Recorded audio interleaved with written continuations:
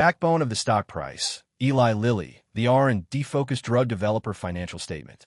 Starting off with balance sheet. We are checking 7 metrics. Out of the 7, only 3 metrics got good score. So, let's look under the hood. We're checking the financial health of Eli Lilly. This is all about stability. The debt question first, the debt. Can they cover it? We look at the cash versus the debt. The rule is simple. You want more cash than debt. Lilly isn't doing that. The average over 10 years is weak. They just don't have the immediate cash. They carry more debt than liquid funds. That's a red flag. And look at the debt-to-equity ratio. This tells us, are they funding themselves with their own money or borrowing? The benchmark is 80%. Stay under that. Lilly is way over. They're deep into debt financing. The 10-year trend is bad. They rely too much on borrowing money. The good news, but there are some positives. They don't use preferred stock. That's good. It means they don't need expensive special funding. They use standard methods. Growth and efficiency now. Let's talk about performance. Look at retained earnings growth. This shows their ability to grow profits, even during rough economic times. Their growth rate here is negative. That's bad. They struggle to consistently grow retained earnings. But the final 2 numbers look strong. First, return on equity, ROE. This shows how well they use shareholder money. They score high, very high. The average is 52%. That's excellent. And return on total assets, ROTA. This shows asset usage, how efficiently they turn their physical assets into profits. Their number is strong, too, above the 10% target. The big insight, so here is the final read. Lilly is a tale of 2 companies. They're super efficient.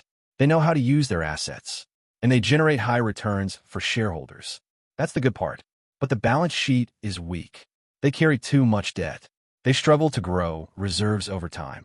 They have an efficiency problem versus a cash problem. It's a high-growth, high-leverage business. Very risky, but very powerful when their drugs hit. Next is income statement. We are checking 9 metrics. Out of the 9, we got 5 metrics with good score. So, let's get into the operations. We're looking at efficiency and their true financial muscle. The pricing muscle first, the big win. Gross margins. Lilly's is excellent. Very high. This means they have major pricing power. They control the price of their drugs. They aren't fighting on cost. They are dominating. The spending problem, but look at the cost structure. It's intense. We look at selling costs, advertising, and sales. They're spending a lot of money there. Too much, frankly. Their products don't just sell themselves. They need a push. And R&D, research and development. It consumes a huge chunk of their revenue. This is not a simple business. It's a high-cost, high-innovation model. They must keep spending to win. The debt discipline now, the positives on the balance sheet. Interest expense is negligible, almost zero. They're good at managing debt payments. And debt repayment is fast. They could pay off their debt in just over 2 years. That shows strong financial discipline. Very stable. The margin trade-off, look at the final profit margin. Net income. It should be 20% or more. Lilly is just short of that perfect margin. They are profitable, yes. But that high spending, R&D, selling costs, it cuts into the final profit. It's a trade-off. They sacrifice a little margin. But in return, they get incredible earnings per share growth. Their net income per share is exploding. Growing fast. This is the key insight. They're an expensive, high-leverage machine. They spend big. They borrow smart. They are highly efficient. And they are rewarded with massive growth. It's a high-risk, high-return business model. Next is cash flow statement. We are checking 6 metrics. Out of the 6, only 1 metric got good score. So, let's talk about the actual cash, not just the profits on paper. We're looking at what they do with the money. Shareholder dilution first, stock compensation. This is how they pay executives. With company shares. The good news? It's kept very low.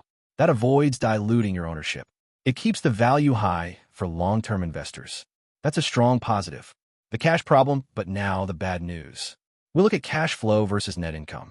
Operating cash flow, the money they actually pull in. It should be higher than net income. Always. For Lilly, it's not. It's consistently lower. This means their earnings quality is weak.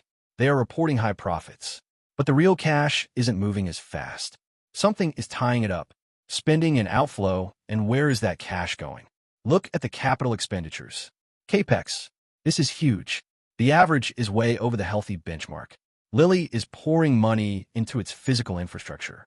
This explains the cash shortage. They are building a massive future. but it drains the bank account today. The shareholder payout now, the final point. How they treat the shareholders. We look at dividends and stock buybacks. Payouts. They should only pay out money they actually generate. Free cash flow. Lilly pays out more cash than they actually generate. The average payout is well over 100% of their free cash flow. This is a red flag. It means they're paying investors with borrowed money or from reserves. The big insight the final picture is clear. Lilly is betting its entire cash balance. They have good discipline on shareholder dilution, but they have a huge cash problem. The profit on paper looks better than the cash in the bank, and they're spending massively on new growth projects. CapEx. Plus, they are running a deficit. They are paying out more to shareholders than they truly earn. It's a company in a state of massive, aggressive investment. High risk, huge spending, all for future domination. The combined financial score is bad. 9 metrics with good scoring out of 22 metrics. Knowing just the financial statement is not enough. You can find the rest of the analysis on Eli Lilly, the R&D-focused drug developer, in my channel.